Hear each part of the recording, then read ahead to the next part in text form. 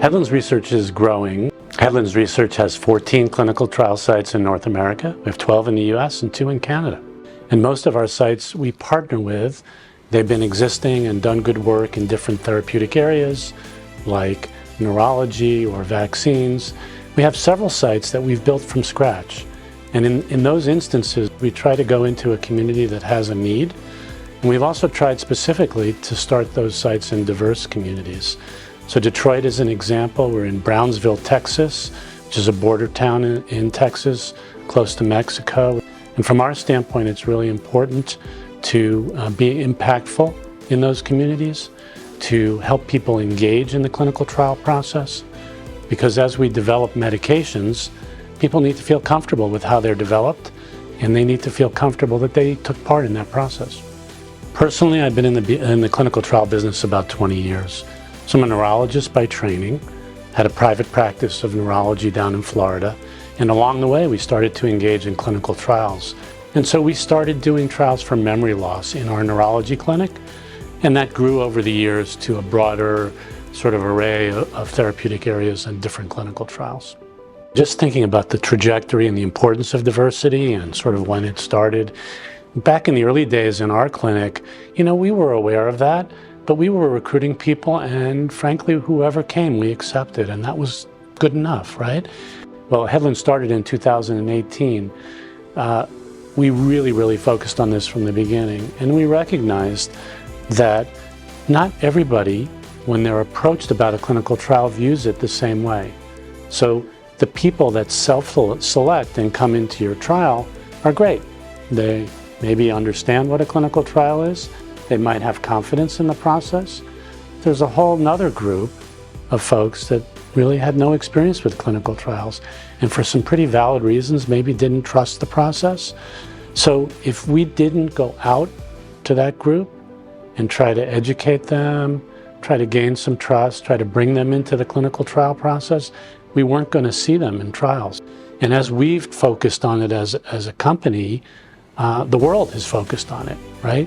Tremendous amount of attention on diversity in clinical trials.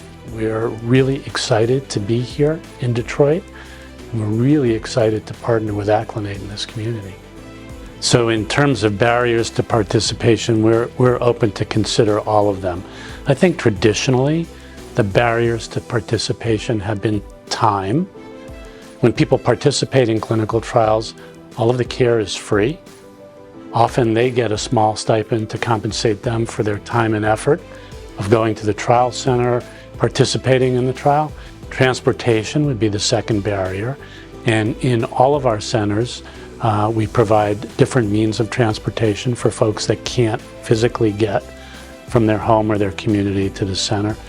If we can identify a need in a community, we're absolutely open to jumping the hurdles of other barriers too.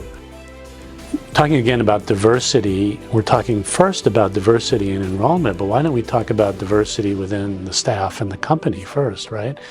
If we're in a community and we're going out to try to reach sections of that community or the African American population, I'm not sure how genuine that would be if everybody that worked for the site was white or Caucasian. And so as we hire across the board in our company now, we're trying to hire people that represent the United States or represent the specific community that we're in. And so we have a team here, I think, that's reasonably diverse. One of our lead investigators, Dr. David Strong, is African American. We have marketing folks that are African American. And we recognize that whatever community we're in, whether it's here in Detroit or the community in Brownsville, Texas, that's mostly Hispanic, that our team needs to look like the people that are in that community. And the people that enroll in our study need to look like the people in the community and in the United States. If not, we failed. The clinical research and clinical trial pathways in the past haven't been perfect. And if we go back, there are some actually egregious examples of how we've treated patients in different areas. I think that's improved significantly. I think the clinical trial process in the United States really recognizes patients and their rights, and that's all patients of all backgrounds and all colors. Headlands Research is committed to a diverse staff and a diverse patient population enrolling in clinical trials.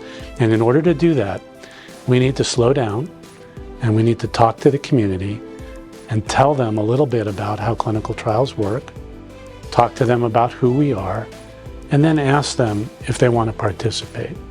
And we're hopeful that in Detroit we can do that we can provide medical care, cutting-edge medical care, safe medical care, and we can do that in a really fair and balanced way for everybody in the Detroit community here at Headlands Research Detroit.